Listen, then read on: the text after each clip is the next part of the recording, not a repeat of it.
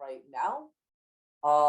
And we are doing an interactive workshop here in terms of learning how to work with journalists and learning how to take your human rights research in whatever stage it may be and present it in a way that will be attractive to journalists, and then also working with journalists to work with you about how to better represent some of the issues and concerns that you are working with. I will ask if people are comfortable to please turn your camera on because this is going to be an interactive session. If you're not, totally understand. But if you can, that will be great because we are hoping to be able to get people working in small groups as we are going. The video is stopped by host. Oh, Adele, do you mind allowing people to for the video? Gotcha. Let me do that. Awesome. Okay. So I would like to just kind of explain a little bit about how this workshop, thank you, by the way, Akil. I would like to be able to explain a little bit how this workshop is going to be working, and in terms of also how it's fitting into the larger methods and medium session.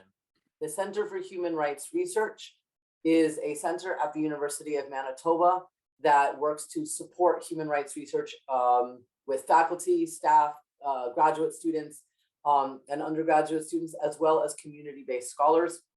And one of the things that has come across over the years is that folks not only want some content basis, but also wanted to have a space to learn how to make their research more accessible, more present, more available and usable in various spheres.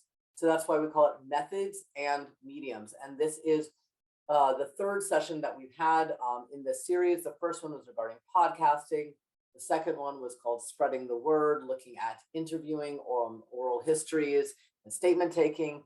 And then we are having another one taking place on May 6th regarding artistic methods for human rights research that are going to be taking place at the Canadian Museum for Human Rights. This workshop, however, is specifically learning how to work with journalists, how to bridge those worlds. And we are joined by two journalists, two esteemed journalists, very grateful. Lenard Monkman, who is Anishinaabe from Lake Manitoba First Nation, a reporter with CBC Indigenous, and has been a reporter and journalist since 2016. On a personal note, I first became aware of Lenard when I had recently moved to Winnipeg and pitched a story from my Muay Thai gym of a Métis teacher who was going to the international competition. And he came to our Muay Thai gym and filmed us all getting beat up by her. And it was an excellent story that ended up going throughout all of CBC outlets throughout the country. We are also joined by Helen Falding, who, as you can see, is in sunlight and green because she is currently in Australia. Helen Falding is a lifelong human rights activist who ran women's centers in Toronto and Victoria, BC, and helped the Carcross Tagish First Nation negotiate land claim, co-founded Yukon's first gay organization, and helped support refugees. She graduated with gold medals from the University of Guelph in biology and the University of Western Ontario with her master's degree in journalism. Her first job as a reporter was with Northern Native Broadcasting Yukon, the beat of a different drummer. Helen has worked for the Winnipeg Free Press as a reporter and editor for 13 years before becoming the first manager at the University of Manitoba Center for Human Rights Research. She recently moved back to Australia, where she was born. We are also joined by Adele Perry, who is the director of the Center for Human Rights Research, who for this particular session is going to be taking care of all of our technological needs. The way that we are going to be breaking up this actual event is having all of you actually speak a little bit about, just very briefly, 30 seconds or less, what kind of human rights research that you are most involved in. Then Lenard will be speaking a little bit in terms of some of his ideas about journalists working, what they're looking for in terms of with human rights stories, and some tips that he can share based on his experience as a journalist, a multimedia journalist. Helen will then be speaking, and then we're going into breakout sessions where you will actually be pitching your own story ideas to each other. Helen, Lenard, and myself will be floating in between these various breakout rooms. You'll be figuring out some of the story ideas amongst yourselves, then coming back to the big group. Each group will then pitch one larger story. And then we're going to be leaving time for questions and to be able to have some feedback. So I hope that that makes sense. Yes, fingers. Awesome. Okay. So without further ado, would folks like to just introduce yourselves in the room? In the virtual room. Let's start off with Akil. Hi, Leonard and everyone else. I'm a researcher, primarily investigating into the persecution of native traditions, minority Hindu traditions in southern India. I've been doing this for the last 5 years, and I've collected a huge volume of work in that area. And one particular area where I've been having a whole lot of problem is because of the political ownership of media, the story has no outreach or coverage. That's one area where I could hope, find a solution for, overcoming that problem. That's what I would like to take away from this session. Awesome. Thank you, Akil. Are you based in Winnipeg? No, I'm right now based out of Los Angeles. Okay. So thank you, Akil. Who else wants to just talk a little bit about who you are, what you're researching, and what you'd like to be able to get out of the session? I am not shy about picking on people if need be. Let's go to Sharon next. Okay, hi everybody. I'm Sharon Webb from McGill. I work at the Center for Human Rights at McGill. But I'm not a lawyer. My background is in English and humanities and communications and human resources. Well, anyway, those things. And what I'm particularly interested in is I'm actually interested in how communication is used as a form of violence. And that even things like the timing of messages, which are key in communications, can be absolutely brutal on people or on communities, sometimes by insensitivity, sometimes by intention. And I have sort of a fair bit of sort of documentation and stuff on this, and I'm interested, I guess, in seeing how to shape this into something that would could help. Could say something that needs to be said. And in what I've read, there's a gap a little bit in the literature for some of what I'm seeing. And I think the violence is really there. And so that's why I'm here. Well, thanks for having me. Thank you, Sharon. Who's next? Christine is next in the circle. Oh boy. Hi, I'm Christine Mazer. I'm here in North Wolseley, also the west end of Winnipeg, first Treaty 1 territory. And I'm the communications officer at the Faculty of Law. I guess I'm the in-house journalist here at Robson Hall. And it's my job to tell the stories of the students, faculty, and alumni, and what's going on at the law school. And I often field requests from journalists asking for, and just had one come in tonight regarding something that happened at the legislative building, and wanting to talk to different professors who have expertise in a certain field. And often by the way the journalists ask the questions, you can tell that they've already got a preconceived notion of how they want to spin their story.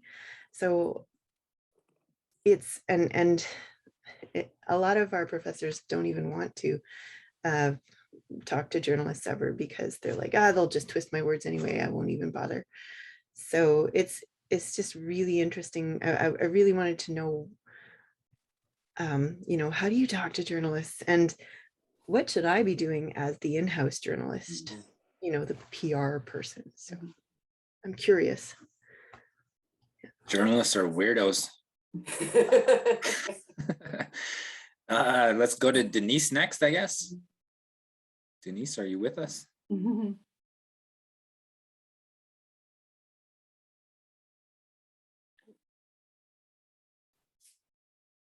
Hi, yeah, I'm here. Hello, everybody. Can you hear me? Yeah. Oh, okay. No, I just was curious. I see all these events being posted, and I was just curious. I wanted to participate and see what's going on. Denise is the brains and brawn of the Center for Human Rights Research. She, have you been there for 12 years now, Denise? Since 2016. Okay. Yeah. Awesome. Maybe next up, Olivia. If you can. Hi, I'm an undergraduate student who's going into the graduate program for archival studies at the U of M. So I'm on the early stages of human rights and rights research, and I tend to take a archival studies tangent with my research, and looking at silences in the archives and gaps in where community archives and institutional archives have dispossessed marginalized, racialized communities. And so that's where I'm coming from. Awesome. Thank you. Pauline, are you with us? Yeah, I'm here. So I'm currently hiding in the basement to escape from kiddos. So I'm Pauline Tennant. I work at the Center for Human Rights Research. Hi, Helen. And so I was really excited to see this session tonight.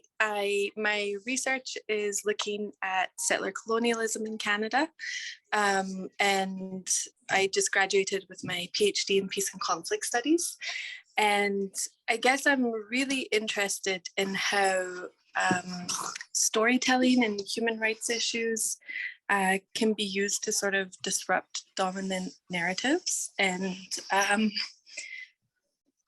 looking at like power and privilege and how we can use storytelling in that way. So I'm just really excited to be here and learn from everyone. And I may have to run in and out. My hiding spot has been revealed, so yes. But thank you, everyone. Awesome. Awesome. So that really helps us kind of know who is in the virtual room. And it also really helps to show the variety of work that's being done, both very, very local and grounded, and then also, you know, in a more global sphere.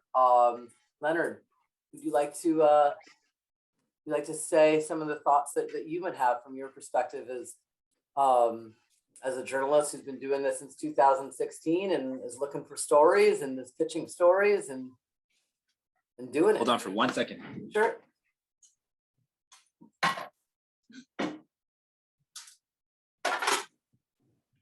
Sorry, my dog was up on the counter trying to eat our supper that we just finished. What did you have for supper? We had nachos, so I just finished. I worked till like 6 o'clock, and then had like I don't know, 40 minutes to make something to eat really quickly, and then have a bite and then join you. But hello everyone, my name is Lenard Monkman. I am from Lake Manitoba First Nation. It's about two hours north of Winnipeg. I probably lived there for about 2 years when I was about 10 to 12 years old, somewhere around there. But for the most part, I grew up in Winnipeg's North End. We are home to obviously one of the biggest Indigenous populations in North America. And yeah, we grew up pretty rough. We grew up pretty poor. Our family has been through just about everything that you can think of when it comes to being an Indigenous person in this city and in this country. All of the social issues that you read about in the Canadian newspapers, all of the stereotypes that you read about in newspapers, we've been through that. 60 Scoop, CFS, drugs, gangs, alcohol, addictions, all that kind of stuff. We kind of fit into all of those dominant narratives that we've been told about through the mainstream media. And for myself, I've always been a news junkie since I was a kid. I remember, reading the newspaper as soon as I learned how to read, grade 7. I learned how to read in nursery, but I started reading the newspaper grade 2, grade 3, grade 4. Watched Lloyd Robertson every single night when I was living when I would stay at my granny's house. And, I'd watch the news at 6 o'clock. I'd watch the news at 10 o'clock, 10:30, 11, 11:30. So I've always watched the news. I've always read the newspaper. And as soon as things went digital, I would check in on the Winnipeg Free Press 3, 4, 5 times a day. And when social media started, that's when I started following people like, Kevin Sheaf, Negon Sinclair, Wob Canoe, following all of these people that were out there actively making changes. But at the same time, like I've gone through my own personal route, I guess, to get into journalism. I wanted to be a journalist when I had graduated from high school. I ended up going into political studies courses at the University of Winnipeg. I dropped out. I had my kid when I was 17, dropped out of school, dropped out of university, like maybe 2-3 years into it, started selling drugs. I ended up getting caught for that in 2009, was on house arrest, got sentenced to house arrest in 2011 for 2 years. So I was done that in 2013, started slowly changing my life around after 2009. And then in 2015, we started up a magazine. It was called Red Rising Magazine. And that was us as a bunch of Indigenous youth filling in a need. I think it was maybe Christine that kind of mentioned it earlier about how, when you say a story to a reporter, it's not necessarily told the way that you wanted to tell it. And so we took that approach through the Red Rising Magazine to say, let's create a magazine where we have control over what is being said and it's being unfiltered in a way that we can say these things without this is the same reason why the Winnipeg Police started their Substack, because they get to control the narrative. And I think that, as an Indigenous youth-led magazine, that was is a pretty big undertaking. And I think a lot of people got burnt out by it. But at the same time, it was like, there's a need for that. And it was through that I it all kind of started off by writing on Facebook and writing on social media and just kind of like writing my thoughts and like turning it into a blog and then turning it into Red Rising Magazine and then getting opportunities to be involved with CBC. They pulled me into a 2-week contract in 2015 at the end of it for 2 weeks. I wrote one piece and then they liked what I did and it came back in January. And I said to myself in that January 2016, I was like, you know what, like I've always wanted to be here and I'm going to do every single thing that it takes to stick around here. I tell a lot of the younger journalists, it's easy to get inside a door. It's much harder to stick around. That's the hard part of being in the job. And as far what I was going to talk about in terms of research and stuff like that is really like identifying where the coverages that you listen to and the kind of things that you want to create a relationship with. right? And so if you're interested in, let's say, being a guest speaker on settler colonialism, you know, Indigenous issues, if you're an Indigenous studies professor or something like that, and you want to be able to comment on Indigenous stuff, you know, where are the people that are talking about these things? You know, you think about things like Power and Politics would be one, the Winnipeg Free Press would be one, CBC Radio would be one, and kind of identifying the media outlets, and not only the media outlets, but where that information is being shared. We live in a much different era than we did, let's say, at the beginning of 2010, right? You know, we'll use CBC's priorities as an example. CBC lives on CBC Gem. It lives on YouTube. It lives on Snapchat. It lives on Twitter. It lives on, I don't know if there might be some on TikTok. You've got CBC Radio, you've got CBC Listen, you've got CBC Analog Radio, you've got, it's on digital TV. You can stream some of it on YouTube. So all of these different places of where this kind of stuff lives. And I try to be like, I try to kind of tap into all of these places where they are. And so when I'm thinking about content, I'm like, okay, that could live on Instagram, that could live on Twitter, that could live on Facebook. Here's another way to try this. And then another thing for researchers is kind of like the relationship part. The relationship part is probably the most important part for trying to get your research out there, is identifying who's already out there, right? And so if you were to look at somebody like Akil, who lives in Los Angeles and has a niche topic, it might not be niche to people that are living in India, but it would be, you know, who are the people that have done stories on this? Who are the outlets that are writing stories on this? Are there magazines that have covered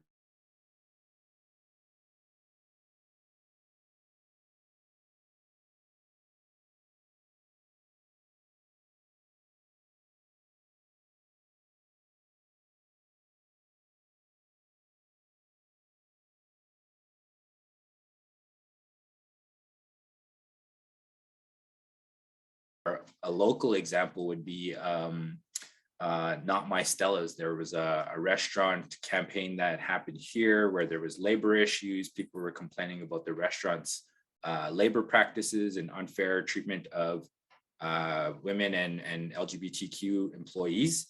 And they used a very targeted Instagram campaign to get noticed by the media. And sometimes you can start a campaign and you can have the strategy written behind it, and you go, you know what, like, I'm going to plan out 1, 2, 3, 4, 5 slides on Instagram, but before we get there, I'm going to follow Lenard Monkman, I'm going to follow Helen Falding, I'm going to follow all of these other journalists that are working in this particular field, and then I'm going to tag them when these posts go live. And so that you kind of create that campaign where it's like, okay, like, here's all of the statistics for this, here's all of the statistics for that, and then here are the people that you could talk to. And so part of the thing for researchers, and this is something that Helen kind of brought up, was that when you're the main brain behind all of the research, sometimes you have to be comfortable with not being the main person in each story. You're not going to be the main person in the story. Like, let's say you're doing First Nations food sovereignty, and you have all of the research, and you have all of the background, and you have all of the data, and you have all of the stats. You could be the expert in that story, but what we need from that type of story is a person to drive that, right? And so that would be like, let's say we'll use Sharon Webb as an example. Sharon Webb has a vertical farm in Opaskwayak Cree Nation, right? And that's how we would drive that story. So we would use Akil's research, but Sharon is going to tell that story because Sharon is actually going through it, and Sharon lives in that community, and Sharon can say, you know what, here's how long I've been doing this thing for. So it's kind of figuring out, like, it's a little bit of the media literacy part, I think, is the most important piece of anything that I'm trying to say. But it's really trying to figure out, like, how do we get into the ear of journalists An easy way to do that is press releases, figuring out like, you know, what are people's emails? What are the personal call-in stations, you know, at CJOB, at Winnipeg Free Press, the feedback places. And so there's a lot of like, there's a ton of information that I'm sharing here. And that's kind of I'm trying to jam pack it all into 10 minutes. And so, yeah, I mean, I have a whole bunch of stuff and like, I'm trying to be as useful as possible. So I think we'll leave it at that for now. And then maybe we'll pass it on to Helen. Is that more than 10 minutes? That was great, Leonard. And it was 11 minutes. No, and this is really good because it kind of gives us some no, not to keep with the dinner metaphor, but some food to you know, food to chew on. And then you know, Helen, you know, you'll be giving some of your thoughts as you know as well. And then that's why we're going to go into the breakout rooms so that you all can actually pitch a story idea that you have. We're going to float in there and out so that we can kind of take some of these ideas that Leonard has given us, that Helen's going to be giving us, and then try and put it into practice with our own stories, our own issues that we care deeply about. Helen? So greetings from beautiful Brisbane, where it is noon on Friday. When I was working at the University of Manitoba Centre for Human Rights Research, part of my job was to help professors to pitch their research stories to reporters and also to write opinion columns. So I'm just going to talk a little bit about how that works, give you a few tips on doing that. First thing to keep in mind is that you've got a couple of minutes to get a journalist's attention. You have to start with the results of your research and why it matters, like right up front. And you do that whether you're pitching verbally or in writing. You might pitch verbally by phoning up a reporter and saying, hey, I've got this new research, or I've done some research that's actually relevant to something you wrote about yesterday.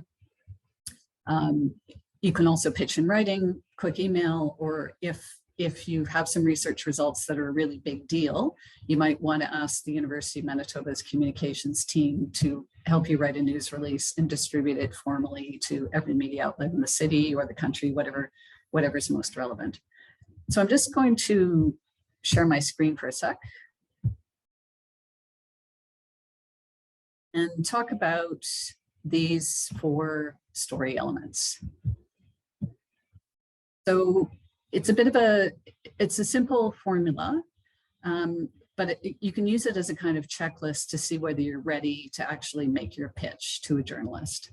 First of all, there's got to be something new. No matter how interesting your research is, there has to be something new about it. So thinking of it as an example, in 2010, the Winnipeg Free Press wrote a bunch of stories about the lack of running water in Island Lake First Nations. And the lack of running water itself is not actually new. That situation had been going on for decades. So there needed to be a news hook to take that from a terrible ongoing situation to something that's in the news. And the news hook in that case was the H1n1 flu outbreak. It was having a really disproportionate effect in Island Lake. A lot of people were dying. Pregnant women were losing their babies. And it was partly because of the lack of running water. People couldn't wash their hands. They were living in houses with a whole lot of people there. And so the flu was just taking off in a much more extreme way than was happening in the city, or even in First Nations that did have proper running water. Next thing is context. Academics are used to giving a lot of context in the stories or in the journal articles that they write, but for a news story, you need just a little bit of context, a little bit of what do we already know about this situation before this news broke, or what's a general issue that's in the public consciousness right now or being discussed by politicians right now before an election, something like that. Number 3 is impact, and this is the most important part. This is the so what piece of your story.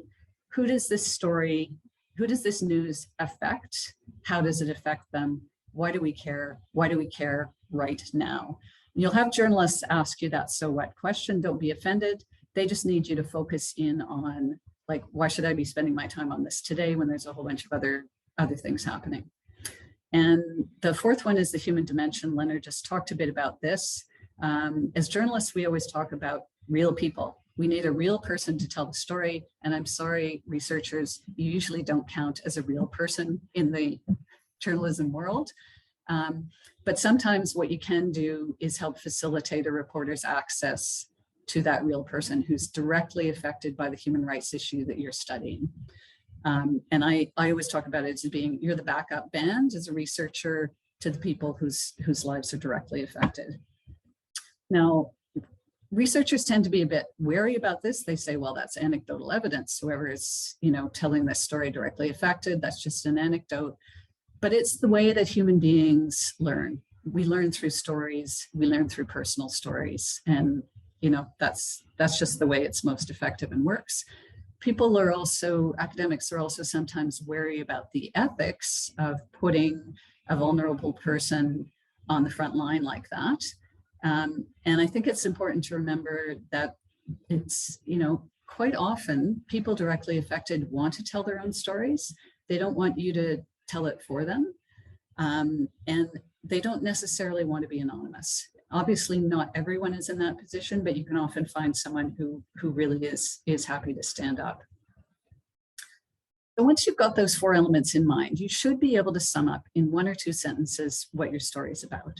So imagine you're on a phone call to your aunt and you have to tell her what this exciting research is that you've just finished, and you have like 1 minute to do it. Really quick phone call, no jargon. What is it you have to talk about? And when you're able to do that, that's when you're ready to call the reporter. So I'll give an example of a story that came out of some research recently at the university. So Shirley Thompson is a professor in the Natural Resources Institute at U of M. And late last year, she published an article in a journal about how the high rates of COVID in Manitoba First Nations were actually, she could link that to the lack of infrastructure on reserves, like the poor housing and the poor water services. So when she publishes that, she could say, you know what, I think this is worth a news story all by itself. And it could be, some media outlets might consider that, just professor finds link, direct link. But the way it played out is the way it more commonly plays out, which is that the news story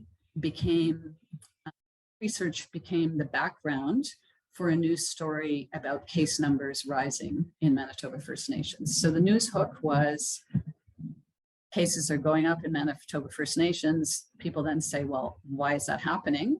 And Shirley was able to answer the why is that happening by coming in as a researcher to say, well, actually, lack of proper housing, overcrowding, poor water services are contributing to this. So if we're running through our checklist, we've got the news, we've got the text, Shirley's providing the context. The impact is obvious. People are getting sick, people are dying.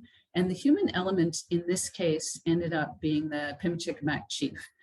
He talked about his own community, what was happening, people that he knew and loved who were being affected by this. So he's the person on the ground, he's the human element, and Shirley's the background, because she's a step removed from it. She's not living on that First Nation.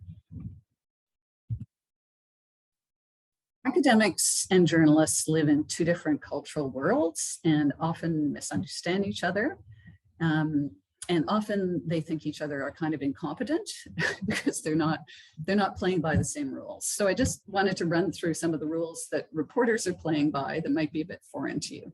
First of all, the topic that they're working on has to be current, like today, tomorrow, or at the very least this week, or else they've just moved on to something else. They're writing for an audience of people that you as a researcher might never encounter in your social life and you might never encounter in your professional life. You have to be thinking about preaching to the unconverted with whatever point you're trying to make. because you're not talking to your peers. You're talking to people who don't understand your jargon and may view the world in a completely different way than you do. They have hundreds of words to work with, which is not very many. So you may do a brilliant interview for half an hour and get quoted for one sentence, but that's pretty standard. Don't be offended by that. They have to fit maybe quotes from several other people into that few hundred words. Articles are published or broadcast, usually not that polished. A reporter writes it, maybe an editor reads it, done. And that's not the way academics are used to writing. The deadlines are typically hours away. Every once in a while, someone has the leisure as a reporter working on a story for a week or so, but most of the time, the deadline's a couple of hours away. They have to file to social media. They have to file to a newscast, or by the time they leave work, for the paper that's coming out the next day. And what that means to participate in that process, you pretty much have to drop everything you're doing when you either get a call from a reporter or you want to contribute to something. Like if you hear a newscast, they're talking about an issue that you know a lot about, you feel like they're off on the wrong track, they're missing some really important facts, drop what you're doing, phone the reporter right away. Say, this thing that you wrote a story about yesterday, I actually have some information that might be useful for a follow-up. You can't sit around for a week or two and think about whether you should call, because by that point, it'll be old news. News writing has no footnotes. And when you agree to an interview with a reporter, you're giving blanket consent for everything that you say to be used however the reporter wants to use it, unless you've negotiated before you open your mouth to be off the record. Just assume that everything you say is kind of fair game. They're not going to come back to you to have you approve the quotes. They're not going to give you a chance to say, oh, I wish I hadn't said that. The timelines of daily reporting, it's just like whatever you say is whatever you said. And I think, Christine was talking about how academics often don't want to participate in that process because there's not a lot of control there. And my line is that some coverage, even flawed, is better than no coverage of an issue. And I think that academics, being among the only people who still have a vestige of free speech in our society, academic freedom, that you actually have a responsibility to use that and a responsibility to participate in public debate. Thing that people who are interviewed often get upset about is they'll see a story the next day and the headline will be something they think doesn't really represent what they said. Don't blame the reporter.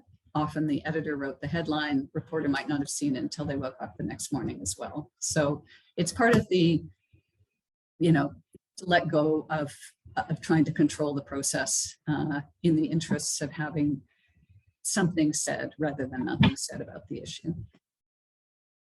So I'm just going to stop sharing my screen there. Now, in terms of writing opinion columns, point number one is you actually need to be opinionated. For the most part, the media are not interested in your neutral analysis. They want somebody who's got a clear opinion and you can back it up. The process is kind of similar to pitching a story. You do need all those elements. You need some news, you need some context, you need to explain the so what, and you need some kind of personal element so people can relate to it. You also need no jargon. And when you're starting to write an opinion column, start with, if it's about your research, start with the results of your research and what the impact is. Don't write it like you'd write a journal article. Don't start with background, research methods, and then way at the bottom, people figure out what your results are. You have to flip that. Start with your results, and somewhere in the opinion column, you can put in a little bit about how you got there, how you got those results, and a little bit about the context, but mostly people need to read in the first paragraph what the heck this is about, so that they know that it's worth continuing to read. And I worked for the Center for Human Rights Research in the role that Shayna has right now. I did write up some media tips that are on the CHRR website under the resources tab. So it might be worth looking at those when finished. So just turning it back to Shayna. Thank you very much, Helen. And I want to just say, can somebody explain, either you, Helen, or Leonard, what exactly an editor is? I think that actually would be important, just so that we kind of understand that gatekeeper.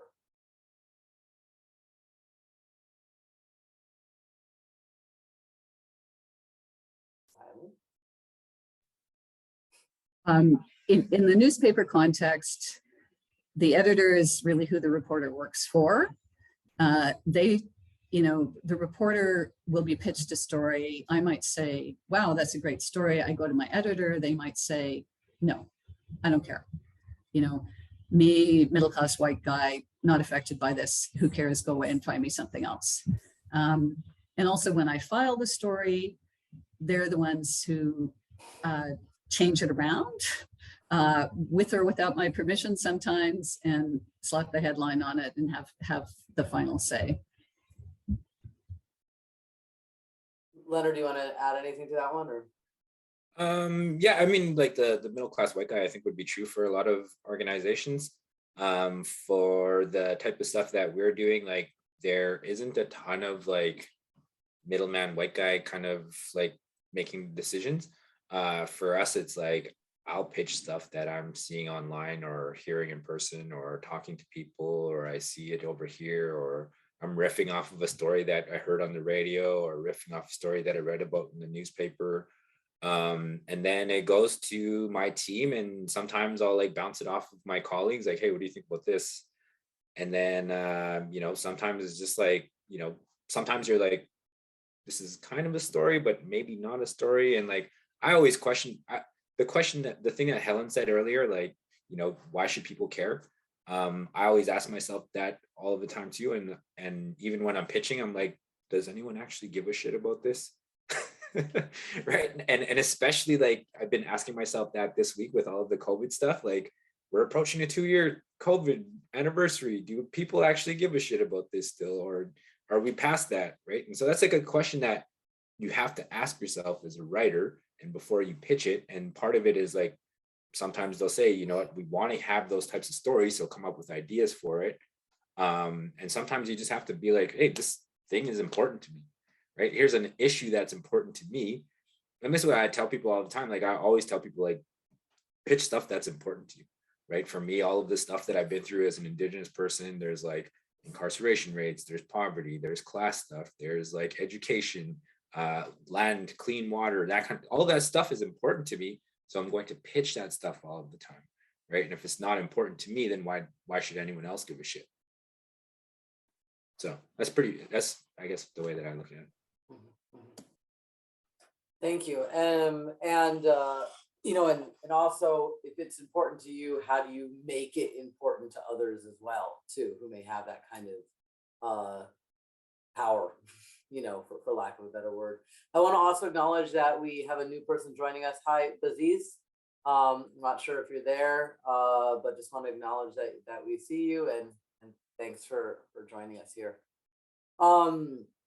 So now that we have some ideas and some concrete ideas in terms of various tips, in terms of understanding the cultural differentiations in some ways between academia and journalism, in terms of time, in terms of mediums, in terms of how we understand importance, in terms of attention spans, all of that aspect, and in terms of what does impact look like.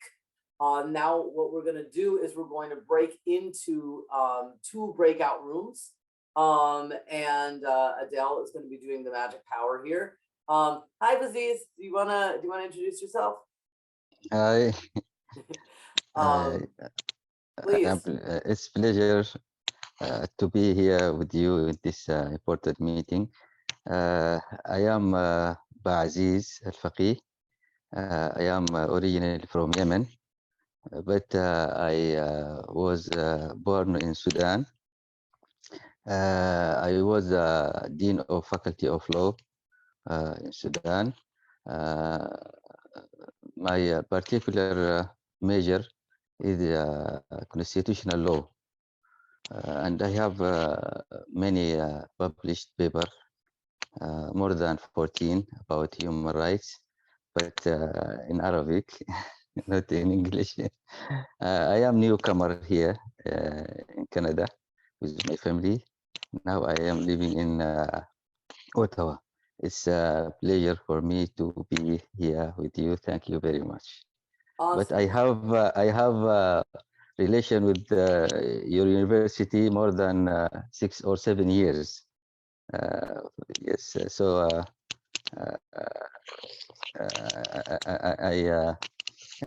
I am honored to be here. Thank you very much. Thank you. And are you in Winnipeg right now too? I am in Ottawa now. In Ottawa now. Gotcha. Okay. Yes, yes, Got it. yes. Thank you Thank you. very much. Thank you. So I'll Thank just you. I'll open all the rooms, and the magic of Zoom will move you to one of two breakout rooms shortly.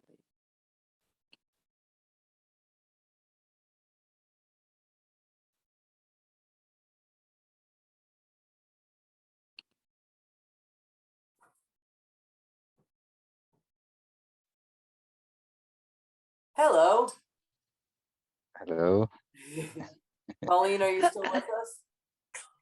I am, but I'm gonna have to run. But I'll try and get back on at some point. So, sorry about that, everybody. I was really hoping to chat and learn more, but I will try and get back on soon. Okay, bye. Absolutely. I love you. I know, my love. So one of the things that we're hoping to, Olivia, are you still with us? Yes, sorry. Yes, I'm here. Awesome. Okay. So one of the things that we were hoping to do at this point is just you're coming with your own ideas, and you're coming with things that you feel are important. You know, whether it's looking at constitutional law and comparative constitutional law and human rights issues, you know, or you know, whether it's looking at you know, at archival studies and silences in the archives, etc. So if you wanted to pitch a story, how would you go about doing that? What is the story that you actually want to tell, that you want Helen to actually write? Olivia, Basid, either of you. I also can put my other hat on as like. I've never had to pitch a story on my academic research. I've pitched stories on student activism that I've been doing, but never on my own sort of academic research. And I've been interviewed before for student activism and that sort of thing. But yeah, I think that's a little different than you're more the subject than the research behind at that point. And what was your activism about? Oh, it was during the U of M strike. I was part of the students supporting UMFA that was supporting the faculty, and we were trying to change the narrative that was in the press about that the faculty was harming students, and that the province and the administration of the university was largely blameless. It seemed to be the sort of dominant narrative that was coming out of the media. Sure. So what's a story you would want to see? What's a story that you want Helen to write? And Baziz, I'm going to ask you the same thing. Like, what is a story that you want to see?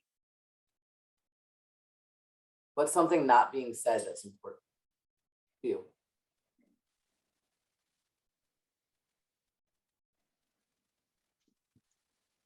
I mean, I see all kinds of stories about, in my research, about silences in archives. I'm writing a paper right now on the Nova Scotia archive posting digitizing photographs of residents of Africville, which is a Black community that was on the outskirts of Halifax, and none of the pictures, well, very few of the pictures have names. So all the residents are unnamed, and so you have this erasure of Black identity, and it's open to everyone in the world to see these images. And so, well, I see that as important information that this is happening, and the community doesn't have any control over their own image. I don't know how to turn that into a story. My first thought is to start with the human element. You know, do you know anybody who descendant of a former resident who might recognize someone in one of those photos and be able to say, look, this is my grandmother. She has a name. I know approximately when this happened. This was her story. This is how I want the archives to actually be dealing with this. Yeah. Okay, right.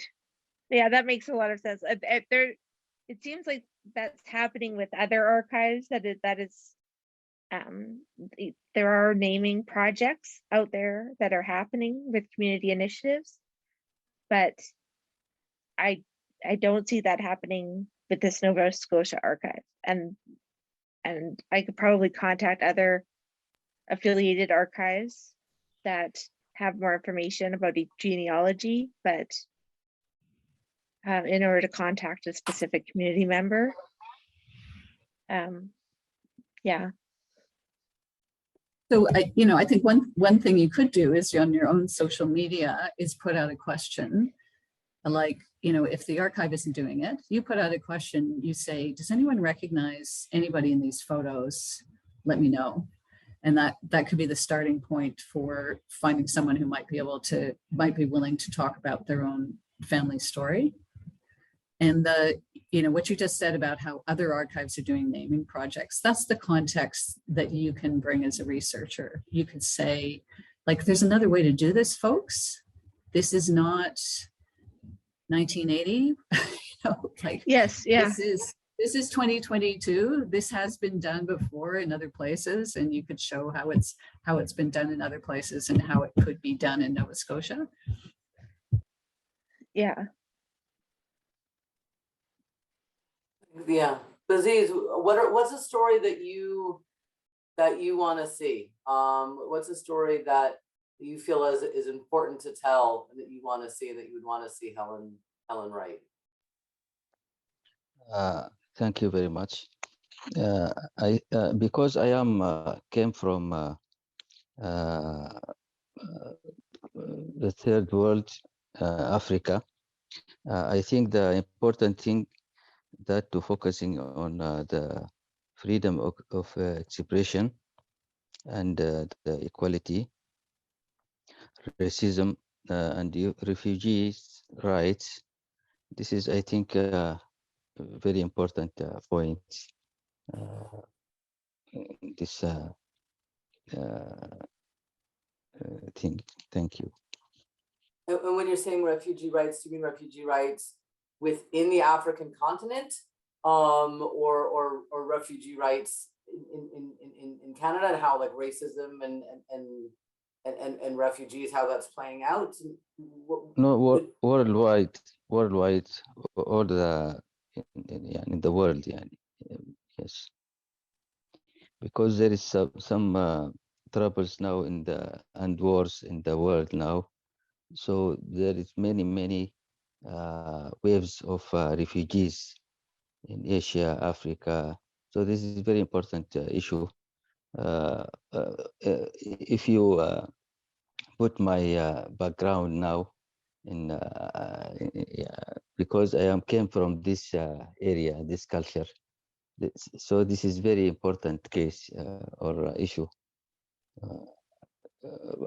for me at this time now.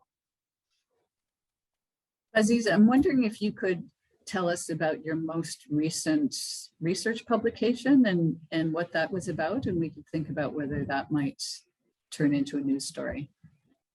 Yes, my research focusing on human rights, in particular for equality between men and women, because this is a main issue in our country.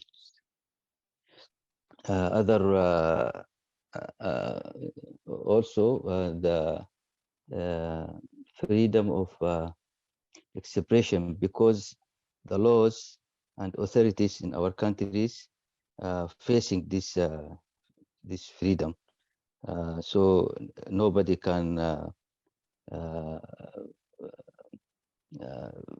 use the media as he like, because the laws put it in corners. He cannot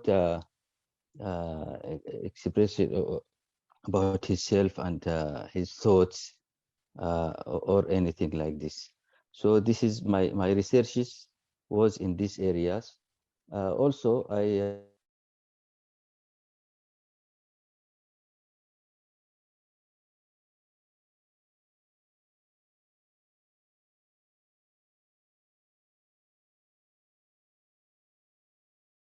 diverse staff than they would at, they would have a much more diverse staff than they would at a place like CBC Manitoba.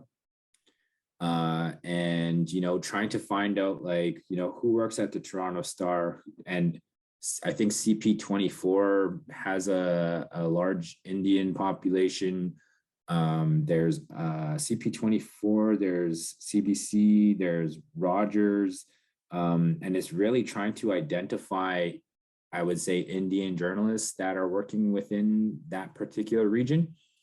And that would be the question that I think you would need to get to, is like, tell them that what the story is in 15 seconds, right? And so why does that matter? What is it about this tradition?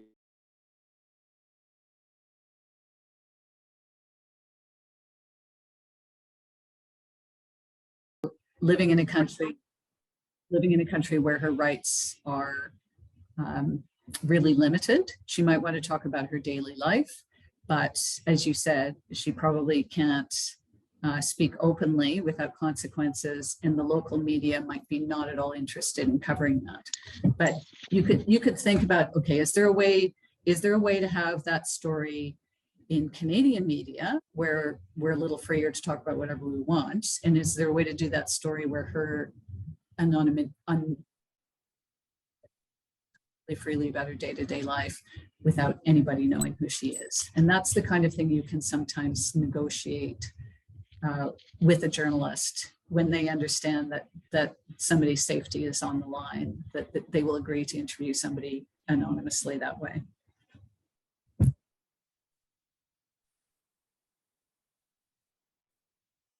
Sorry, I had to go. I just wanted to let folks know we have about 2 minutes before we're going to go to the big room. And can I pitch a story? Aziz, Olivia, are you okay with that? Helen, are you okay with that? Oh yeah, go ahead. yes, So, yes, thank you. Okay. You know, my own academic background, of course, is looking at journalism and human rights, but also looking a lot in terms of refugee issues. And I'm having a really hard time with the way that refugee issues in Ukraine are being covered. Yes. A really hard time with it. The Arab Middle Eastern Journalists Association put out an incredible statement in terms of just the Orientalist coverage that's been taking place. But I also just think really concretely, if we look at the way that the Polish authorities have responded to you know, to the Ukrainian refugees versus the way that they were responding to what was happening in Belarus, just the East and the West. Like there is a really serious story there. And there's a story I think that the Arab and Middle Eastern journalists need to tell. Important, yes. So, and I can't get a journalist to do it. The only one, I've seen Al Jazeera do it, and I've seen Hollywood Reporter do it, and that's it. And I've been trying to get CBC to cover it, and no one will bite. And I don't know why.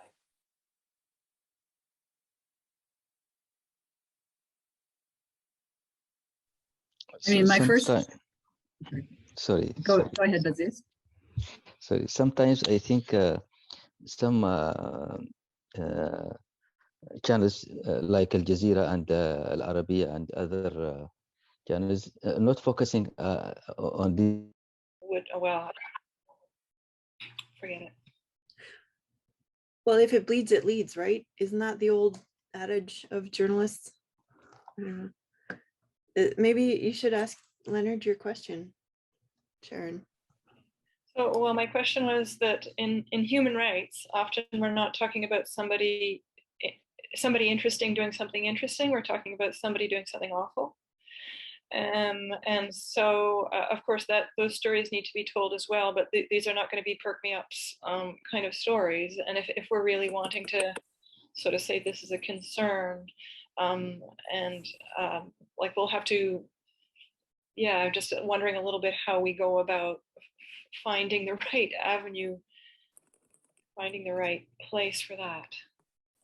Is not necessarily always somebody doing something awful more than it would be finding a hero for the story, right? Like, you know, that's why activists get a lot of airtime, is because they're championing a cause.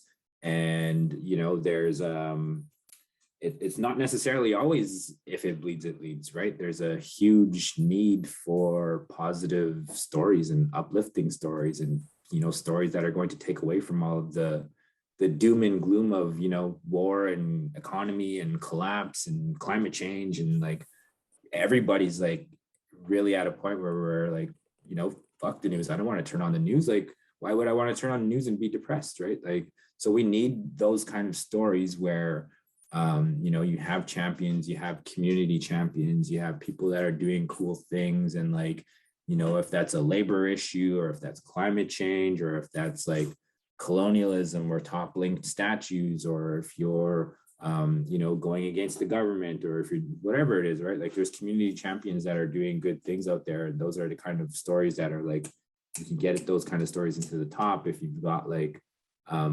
worthwhile cause. Like, and it goes back to the question, you know, do people care about this? You know, why do people care about this? Why do you care about it? Thank you all. We're all back into the big room, and that's actually a great way to be able to bring us back in, right? We're not just talking about human rights abuses, we're also talking about human rights possibilities. And I think that's a really important thing to remember. And how do we actually have that be a story? How that be part of a public discourse, right? Which is one of the main roles of that journalism is supposed to be. It's supposed to be the fifth estate. It's supposed to be able to be that community service of a conversation, or communities service of a conversation. So I now that we're all back into the big room, I'm wondering if breakout room number 1 and breakout room number 2, and I was mostly in breakout room number 2, if we want to take an opportunity to choose one of the stories that we heard in those small rooms and talk about it in this larger group. And I'm actually gonna put Helen and Leonard on the spot. Was there a story that you heard that you would want to pitch to an editor? We talked about 2 different stories. Akhil mentioned that there were people in India that were kind of reviving 5,000-year-old traditions back in Toronto and Los Angeles, or in California, in the California region. And he talked about how it was a little bit difficult to kind of get coverage for that. And then the other story that we talked about was with Christine, who had mentioned that students from the University of Law, University of Manitoba Law Association were defending people that had got caught up with some smoking cigarette sales. They were being persecuted by the government for it. And so it was kind of like this human rights case.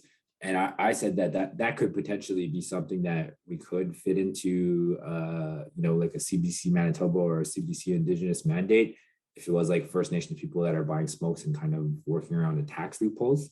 There is like a potential First Nations interest there when it comes to taxes.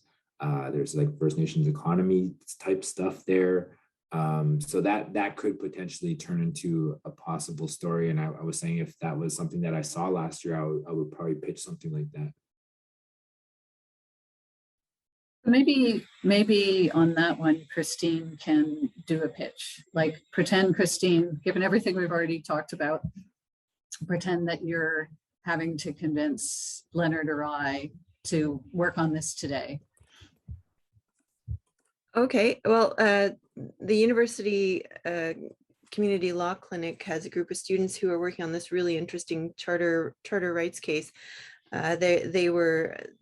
This one student in particular discovered that there's a number of files, all with the same charges against these people for trying to bring an overly large amount of cigarettes above the legal limit into the province. And this student put two and two together and realized this is a charter rights violation, and she really wanted to do something about it because all of the clients involved in these separate files were economically disadvantaged people, and so they should these charges were laid against them in contravention of their charter rights. So this is something that if it affects this many people, how many other people are being charged with this law that is possibly contrary to charter rights? That's my pitch. So the first thing I'd want to know is whether the students can find anybody who's been charged who'd be willing to talk about it. Yeah, without breaching solicitor-client privilege. So I think it doesn't, it doesn't breach solicitor-client privilege if the client just says, yeah, I want to talk about it. So a lawyer can say to all their clients, look, there's a media outlet that wants to write about this, like, any of you up for that? And if anybody's up for it, are you willing to be like totally public with your name and your face, or do you need us to protect your identity? And then in that case, you'd be negotiating that with the reporter before you let us. yeah, because we were focusing the attention on the students who were the people running the case, and rather than the clients who were affected. So yeah, and then the second thing I think would be like, are there any documents of the charges and stuff like that? Like, can we find out where the charges are and what they're being charged with? Like, if it's like a small amount of cigarettes, or if it's like. And that would be, I think the argument that I would make would be from a First Nations tax sovereignty perspective, right? Like, do First Nations need to have the permission of the provincial government to start up XYZ company? And if that's a cigarette sale company, like, why do the Mohawk people get to have their own tobacco companies, and then you can't do that here in Manitoba? And, it's the same kind of argument that could be made about First Nations casinos in the States, right? Like, could you do multiple casinos like South Beach here in Manitoba? And why isn't that allowed, right? Like, so it's like kind of like a First Nations human rights type of argument, I think, that you could make.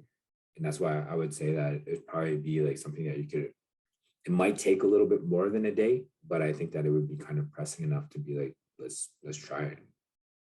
And a lot of those stories in the past have been written from a taxpayer's perspective, and on the side that the First Nations sellers are the villains in the story. And I think back to the focus on the students, that's where I come in with my argument about being the backup band. Like, you could have a story that starts with Jane Smith, who's been charged unfairly, and it moves on in a few paragraphs to, Robson Hall student who's actually taken on defending her. And there would be two humans in that story, but the student might be the secondary one.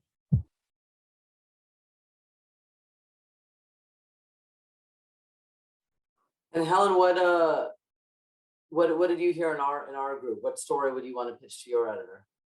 I mean, pretending that you weren't the editor at some point, but you were. But well, I was hoping that after our discussion, Olivia might be able to try to pitch something to Lenard, because I've already heard a little bit about what her story might be about Nova Scotia archives, and given her a bit of advice to how to pitch it. But maybe try, if you're willing, Olivia, pitch it to Lenard, who hasn't heard that story yet.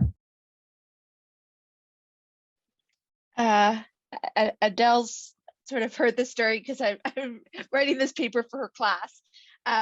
But the Nova Scotia Archive has digitized a collection of photographs of residents of Africville. And Africville was a Black community on the outskirts of Halifax that was demolished in the 1960s in order to make way for what the Halifax City Council called industrialization and urbanization. And the set of pictures is problematic because the majority of the residents are unnamed. And it has gone up on the internet as a digital collection of these residents and this instance of Black dispossession on the Atlantic coast, but there are no names. And as far as I can tell, there is no effort to name the residents, although it probably could, because there is a genealogy association that is associated with this community.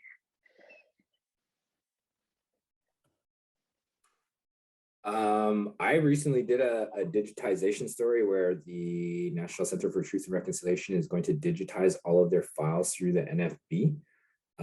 So I would say that there probably would be something interested in that, and the people that I would pitch it to right away would be CBC. They're,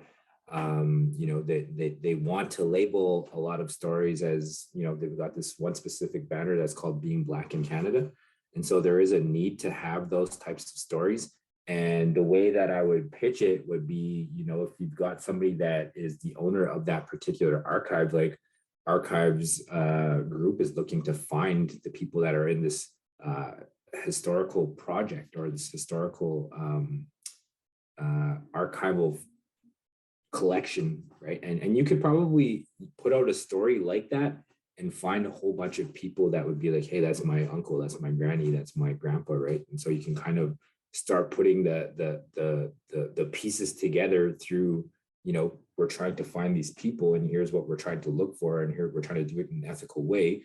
And I think that you could probably find like there's this important part of like Nova Scotia history that hasn't been put, there's no name to it yet. And then using that to have like a public good, and then maybe finding like, I would say find me an activist that cares about this thing right away. Find me an activist in Nova Scotia that could talk about the importance of this particular project. Yeah, I contacted the archive. This is the Nova Scotia Provincial Archive, and I contacted them a couple of weeks ago and have had no response from them at all about this collection. So, I mean, there's a variety of reasons why that could be the case, but I think it's all of them are probably telling, yeah. So it's interesting.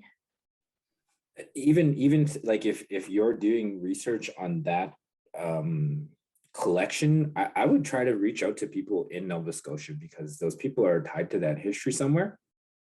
And you might find somebody that could be like, hey, like that's my relative right there, right? And putting the pieces together on an important, because that's like when we think about Black history in Canada, like that's one of the more prominent communities that we hear of in Canadian history, right? And kind of linking those two together, if you could find somebody on social media And again, I would go into like, you know, the activists in that particular community and being like, I'm reaching out to you on Twitter. Hey, I know about this thing. Do you know if there might be anyone that is connected to this particular project or of that time period?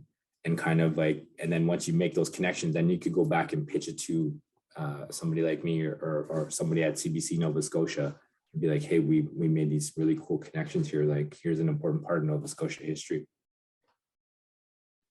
I think what we're finding. Sorry. That's super helpful. Thank you.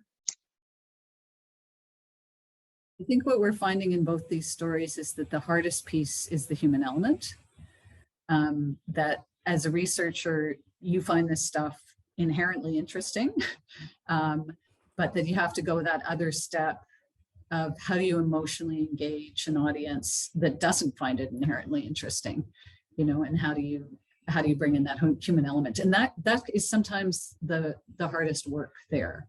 You know, I give an example of somebody who wanted to write the story about solitary confinement and, you know, all the research about it, but it's like, you got to find me someone who's been in solitary confinement or this isn't a story. And, you know, that is not an easy thing to do.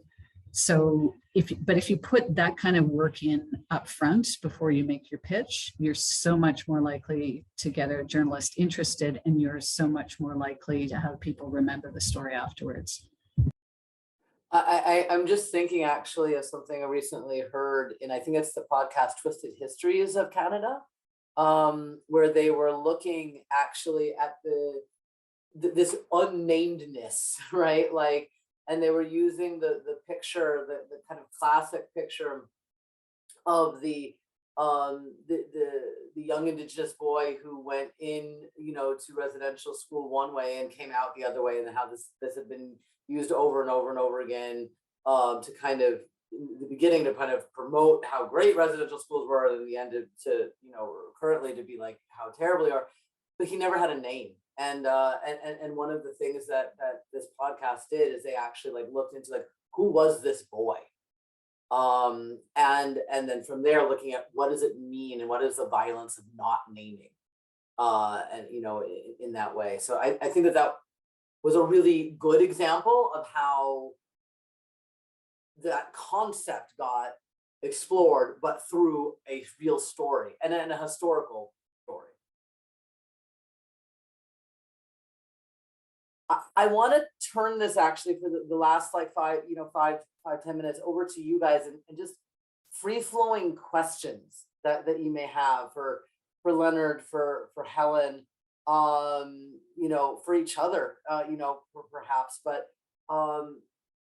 yeah, well, what are some questions that you may have here?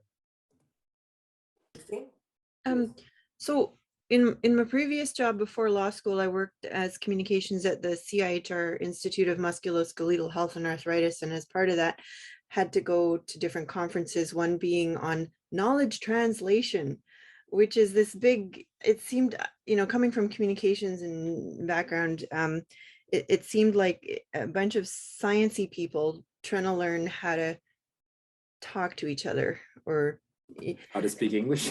Yeah, and it was like knowledge translation was this huge buzzword, and there was like all these people delivering papers and on knowledge translation, and they were the most incomprehensible research papers I had ever heard. And it, so what have you guys heard about the phenomenon of knowledge translation, and are any researchers like Helen, did you ever have to do any work in that area when you were assisting professors at CHRR? And so what is your experience with this knowledge translation? Does it work? Is it useful? Or should we just keep doing what we're doing, writing press releases? I don't know, like, you know.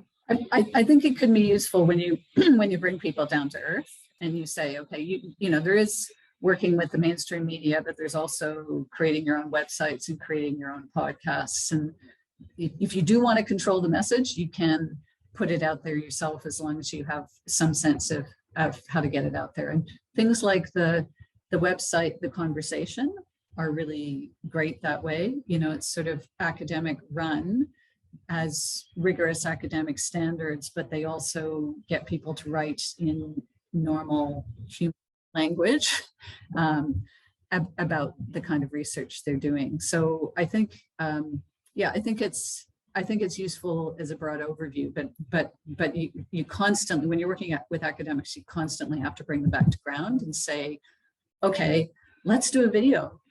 If you do a video, it's got to be less than 5 minutes long. And we don't want to see all that much of talking heads in it. You know, we need some beautiful videos and some landscapes and some animals and, you know, all sorts of other things. So just, yeah, just helping people get things out in a way that's touching regular people. Thank you. Yeah. Lenard pointed out one interesting thing, at least from my point of view, that you know, the things that I'm researching or talking about is something that the Indigenous folks would, you know, relate with more readily. Like it's about revival of old traditions and all of that, as opposed to the regular mainstream. So would it make sense for me to go and pitch to the Indigenous reporters or outlets, and then move on to the mainstream? For like in my particular example, like we work for CBC Indigenous, and so most of our mandate revolves around us reporting on specifically Indigenous issues. And so, you know, I don't talk to white folks every day when it comes to my stories. Like it'll be like, you know, we might talk to somebody here and there if they're like a specialist on it. But if there is like let's say, for instance, the Africaville story, if there are parallels with the Indigenous community, like we would still probably pass that on to somebody like CBC Nova Scotia, right? And if it was an Indian story that was happening here in Manitoba, I would pass that on to CBC Manitoba because it's not a part of our mandate.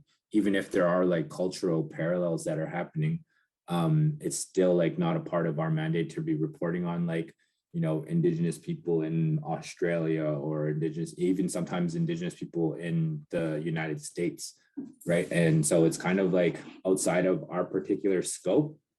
But like I said, like if you were trying to get that issue and it's relevant to people in Toronto and it's relevant to people in California, I would 100% try to identify as many of the Indian reporters in California and in Toronto. And it's not just CBC, right? Like it's like, again, it's like you can find who the journalists are by like starting to dig around on Twitter. And that was another thing that I was going to mention is like, you know, finding when you think about like CBC Gem, CBC Snapchat, you know, Instagram, Twitter, like most people are on social media apps and some people favorite one app over the other. And so most journalists, for whatever reasons, they just love Twitter. And so you can find a lot of those people on Twitter very easily. And sometimes it's like going through CBC Toronto and looking for people's bylines. You know, you're reading through the news all the time, or you're listening to the radio all the time. You can find people's bylines and then just kind of watching like who's commenting, right? I'm going to follow this person, I'm going to follow that person, I'm going to follow this person. And then you kind of start getting that research, but it's like you have to like know the app, know how they work, and that takes some time, right? Like I'm not super keen on TikTok just yet, but like I'm slowly starting to get there. But eventually, like I'll find out like who are the players over there, right? And that's kind of where, as a journalist right now, as a younger, I mean, I'm not young anymore, but I tried to stay on top of the trends and try to figure out how the apps work and try to figure out all of the places that are Indigenous people are on a digital space. I'm going to try to occupy that space and figure out how things work. I have a quick question actually for both of you, Helen and Lenard, just going off of Akil's point. If you are to pass the story on to your colleagues in other places, would that have more traction than Akil reaching out? So if you were like, you know what, this is a good story, but it's not in our mandate, but maybe over here, and you passed it on, would you be heard more by your peers rather than coming from the public? I would say not necessarily. I think reporters are inherently a bit cynical and overwhelmed. So they might be like, Helen, don't bug me. I'm going to make my own decision about my own stories. You know what, when it comes to what I do here in Manitoba, like I do have that Indigenous focus, and I do try to pass on as many, you know, if it's like a Black issue, if it's, you know, non-Indigenous, if it's whatever, if it's outside of my mandate, I'm going to try to just forward it to people. And then if I think it's really important, then I'm going to push people on it. Sometimes it's like, oh, there's a story, let's throw it to the wall, and if they like it, they like it. If they don't, who cares? but that's kind of how I treat it, is like, you know, if it comes to me and I think it's important, I'll tell people like, hey, I actually think this is an important story to cover.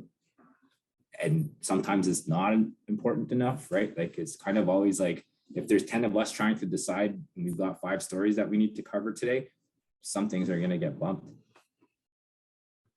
And sometimes our priorities aren't always going to be the same either. So it's kind of a toss-up sometimes.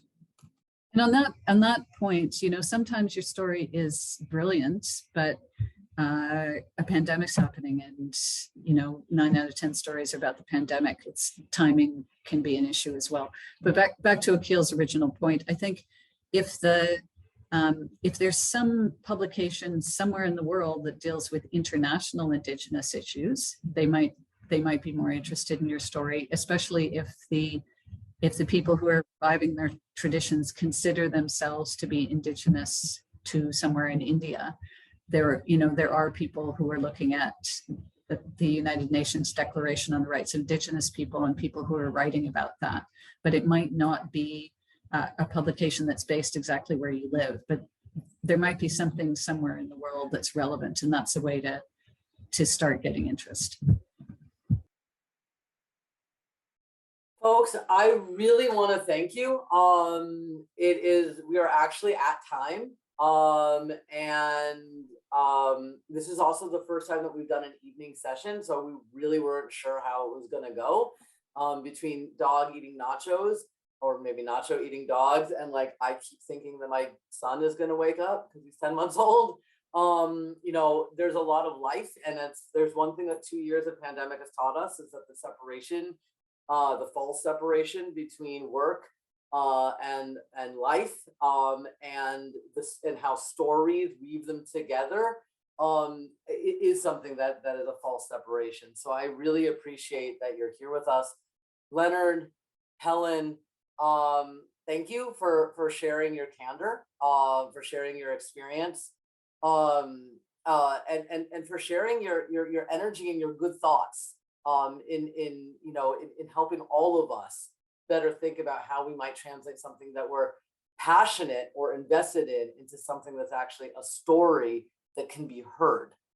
I want to turn it over to both of you if you have any last words that you'd like to say on this fine day, Helen, in Australia, or in this evening.